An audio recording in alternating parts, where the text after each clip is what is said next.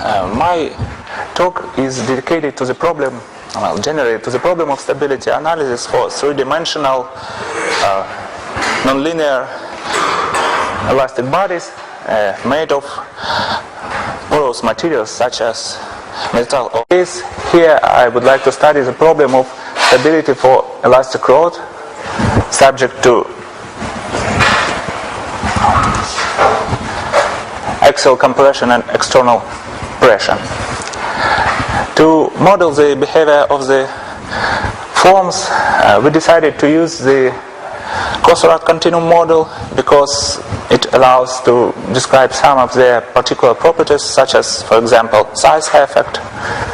And additionally, we assumed during our study that the properties of the rod, elastic properties of the rod, change along the radius, which is also usually the case because the constructions made of metal or polymer forms quite often are inhomogeneous and like form covered by harder and stiffer shells on plates for the purpose of corrosion or thermal protection and to optimize the loadings. Now, the stability analysis has been carried out in the framework of the bifurcational approach. Yes, to determine the initial strain state, we use the semi-inverse method.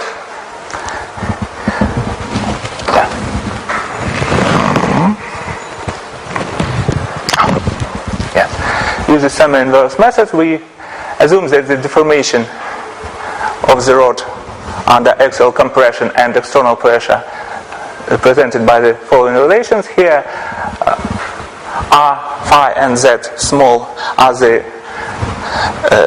cylindrical coordinates in the reference state, so it's Lagrangian coordinates, and the corresponding capital letters are the Eulerian cylindrical coordinates. In this case, the position and rotation of the micropolar medium particles will be determined by the following radius vector and the tensor of microrotation for the considered deformation. And vectors E is just vectors of the basis of corresponding coordinates. Yes. Now, we assume that, as I said before, we assume that the properties of our material vary along the radius, and they will be described by 6-parameter model of micropolar material. The specific strain energy of which is written as follows. It's just a simple quadratic form of tensor, Cauchy type stretch tensor Y minus unit tensor I and Reines tensor L.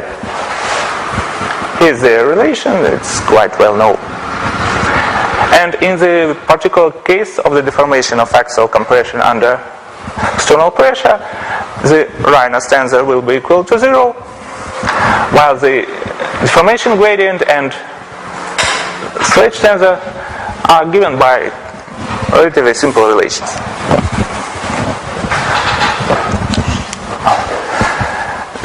The representation for the pillar type stress and couple stress tensor, this is stress tensor, this is couple stress tensor, for the considered 6-parameter model are given here, and for the considered deformation there will be no couple stresses in the initial strain state, and the pillar type stress tensor is given by the following relations. Here, as we can see, there is one unknown function f, which describes the radial deformation of our rod, and this function we'll have to define from the boundary value problem, from the equilibrium equations and boundary conditions.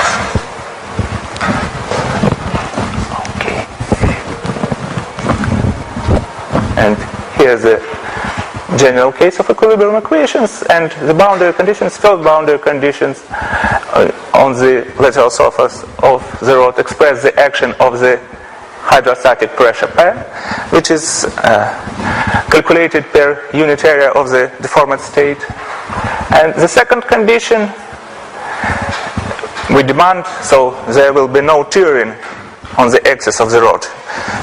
We demand so that the radial deformation at 0 is equal to 0. And using the previous expressions, we can write the boundary value problem in scalar form. The equilibrium equation will be reduced to only one ordinary differential equation for the unknown function f, and the boundary conditions are written as follows. This boundary value problem, in general case, it can be solved only numerically, but in some special cases, special cases of simple inhomogeneity, like layered material or linear inhomogeneity, it can be solved analytically, which simplify a little bit our. But we will not limit ourselves here for these cases. And now, according to the bifurcational approach, we assume that besides the previously described initial straight state, there exists another perturbed state which exists under the same laws and differ very little. This straight state defined by the following relations. Here, V is the additional displacement vector, omega is the linear vector of microrotation, and eta is just a small parameter used for the linearization. The perturbed state is described by the linearized equilibrium equations, which is quite well known, and by the linearized boundary conditions. This is the linearized boundary conditions on the lateral surface. And this is additional boundary conditions which we assume at the ends of the rod. They express that at the ends of the rod there are normal constant displacement and no friction.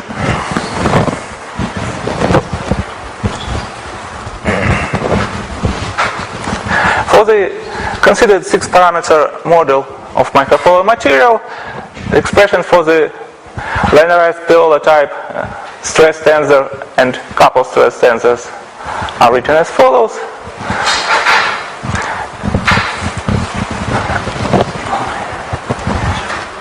And according to them, the linearized equilibrium equations constitute a system of 6 partial derivative equations for 6 unknown functions, components of the perturbation vectors, V and omega. The solution of these equations are presented in the following form. Here, M and N are non-negative integer parameters which characterize the instability mode. For example, if M is equal to 0, and for an arbitrary n we will have a prismatic instability modes. For n equal to 0 and arbitrary m we will have axisymmetric instability modes. For n equal to 1 and arbitrary m it will be bending modes, and for n greater than 1 it will be a more complex axisymmetric modes, which are usually not so important during the stability analysis. Now, using this substitution will allow us to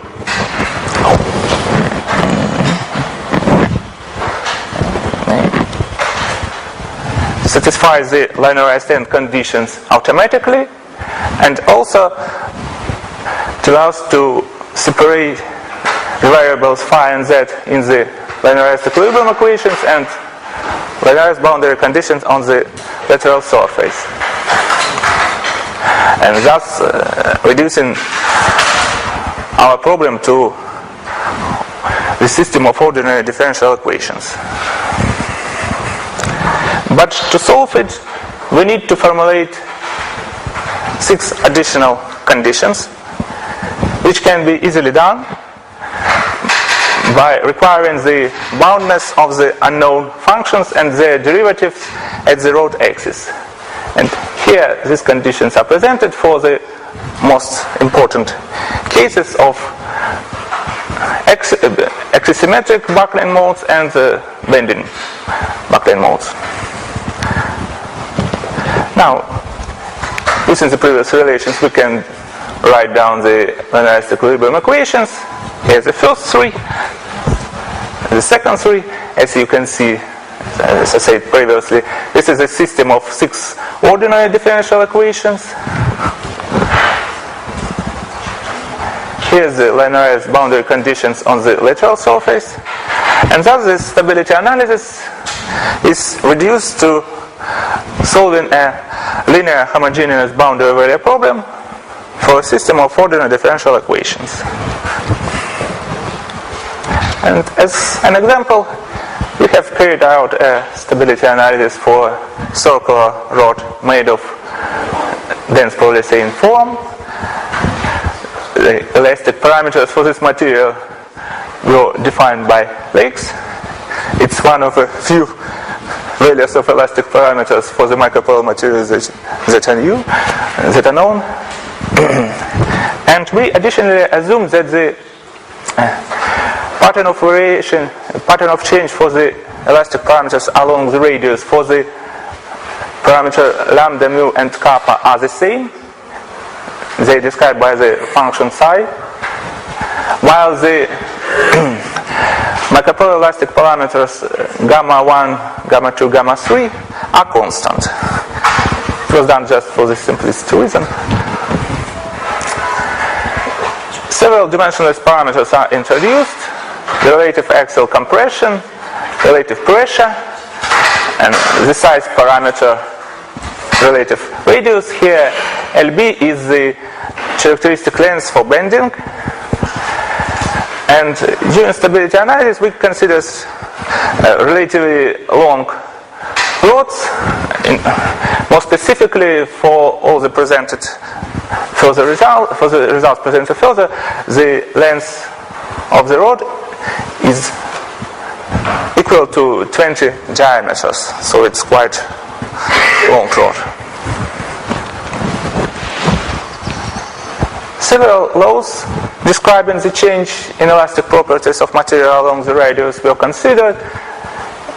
It's quite commonly used laws: exponential, trigonometric. Here the C is the stiffness parameter, which determine how much our parameter lambda, mu, and kappa on the lateral surface of the rod and on the axis of the rod differ. And below you can see, just for convenience, how the graph of these functions looks like. So for C equal to 5, it's like this, and for C equal to 10, more stiffer rods, it looks like this. Now, during stability analysis, of particular interest for us was to study, for example, the influence of size, the size effect, on the loss of stability.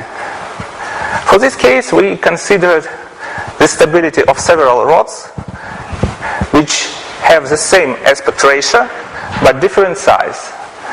It is well known that in the framework of classical elasticity, for such rods the critical strains will be the same. But it's not the case for the micropolar elasticity. Here we constructed the boundaries of stability regions for rods with different sizes. Here the increase in the size, and it's clearly you can clearly see that with the increase in size, with the decrease in size, the stability increases. And for smaller rods, when the size parameter is less than 5, this size effect is quite significant. The below graph is just a close-up for the cases of low or no external pressure. At the same time, from graph you can see that for larger rods, the size effect is quite negligible. In particular, the boundaries of stability regions for a case of size parameter equal to 5 and 10, they are almost indistinguishable on graphs. And with further increase in size, the difference becomes even less.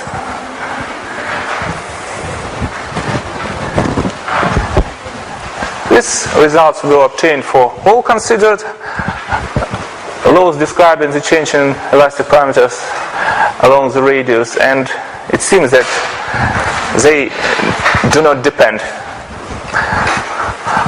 on the pattern of inhomogeneity. Additionally, to study the influence of different patterns of inhomogeneity on the loss of stability, we carried out the stability analysis for different rods having the same geometry but different material law. These results are presented here.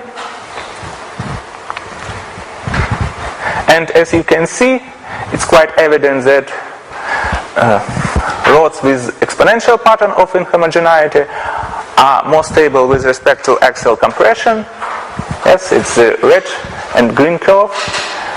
You can see that for the case of a low pressure or no pressure, the critical strain is greater, but at the same time they are less stable with respect to the external pressure. Here this is a result for a more stiffer cylinder, they are the same. So it's more evident in the case of smaller rods, once again due to the size effect. But still it's quite important for a larger one also, at least for a case of a large pressure, because as you can see, for large rods, in the case of small or no pressure, the influence of inhomogeneity is quite small.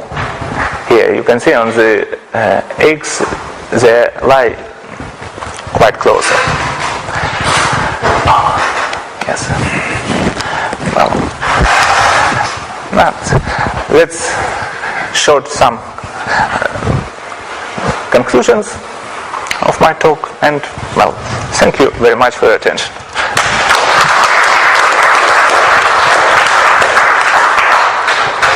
Спрашивай. Thank you very much for your presentation. That's not interesting. When we have isotrophic pressure, we large class of material with strong energy. Anyway, the material fails at a certain static pressure. Yeah. What is interesting for me is do you fail before or after, let's say, this pressure? Or maybe, or you didn't compare, maybe when you didn't intend to compare it. You know, I mean, I understand that your fails because the configuration is unstable. Yes. But there is another kind of instability when in each point the material fails. What is interesting, if the road fails before or after this critical pressure? Well, in this particular case, I understand that you speak about material instability, yes? But, well, usually it's more interesting to study the material instability in case of extension. An extension also, but not extension. But usually, in case of compression, the loss of stability due to geometrical, yes? Instability of geometrical configuration happens earlier. Well, I don't study it specifically, but for this model, it happens quite later.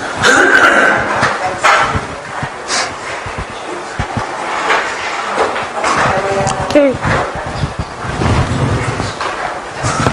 Other questions? Oh, Perhaps I missed which is your motivation in order to introduce microstructure? Well, mainly because I use it to model the porous materials, and one of the possible approaches is to use the micropolar continuum so that I can describe the size effect, which usually can be